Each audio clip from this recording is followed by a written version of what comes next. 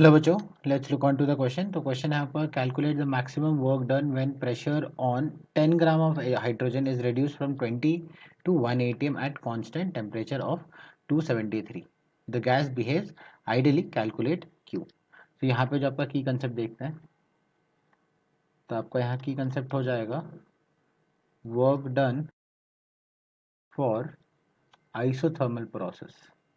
तो कोई भी आइसोथर्मल प्रोसेस का अगर हमें वर्क डन निकालना आता है तो हम ये क्वेश्चन सॉल्व कर सकते हैं। तो यहाँ पे अगर हम देखें क्वेश्चन में क्या कह रहा है, यहाँ पे आपका H2 है, राइट। तो यहाँ पे ये दिया है at 273 kelvin, right, at constant temperature. आपका यहाँ पे 20 atm से आपका प्रेशर जो है रिड्यूस करके 1 atm किया जा रहा है।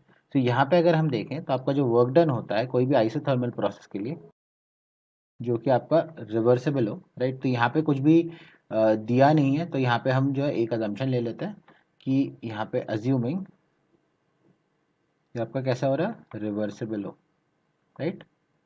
ये रिवर्सिबल प्रोसेस ना हो, ये रिवर्सिबली हो रहा हो। सो ये जो है आपके इक्वल टू होता है -2.303, फिर आएगा आपका NRT log of pressure initial divided by pressure final. तो यहाँ पे आपको ध्यान रखना है कि जब आप वॉल्यूम यूज कर रहे हो तो इसका ऑपोजिट हो जाता है। अब जो है इसमें वैल्यू सब्स्टिट्यूट करेंगे। सो आपका यहाँ पे वर्क डन जो है आइसोथर्मल, तो आइसोथर्मल लिख लेते हैं यहाँ पे। This will be equal to -2.303। अब एन क्या होगा, टोटल वेट दिया है इनका 10 ग्राम्स और डिवाइडेड बाय 2 आपका होता है वेट H2 का, मल्टीप्लाइड बाय आर। अब आर जो है यहाँ पे हम लोग निकालेंगे आपका कैलोरीज में। सो दैट्स वाई यहाँ पे जो है मल्टीप्लाइड बाय 2 आ जाएगा, मल्टीप्लाइड बाय 273 जो आपका टेम्परेचर है, और मल्टीप्लाइड बाय फिर आएगा आपका log pressure fine initial divided by final. So initial जो था आपका था 20 atm और फाइनल जो था वो आपका हो गया 1 atm के बराबर।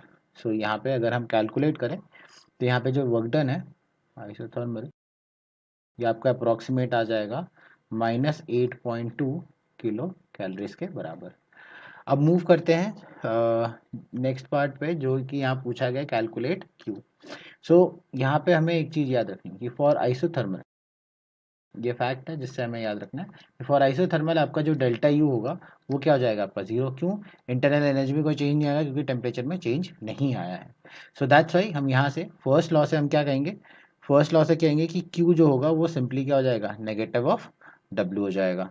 सो यहाँ पे अब सब देखते हैं वैल्यू क्या होगी। तो यहाँ पे क्यू देखें तो क्यू की वैल्यू अप्रॉक्सीमेट हो जाएगी +8.2 किलो कैलोरीज के बराबर।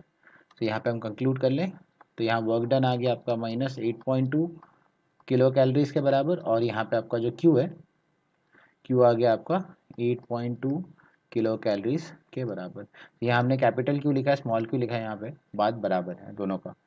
सो I hope you have understood the solution. All the best.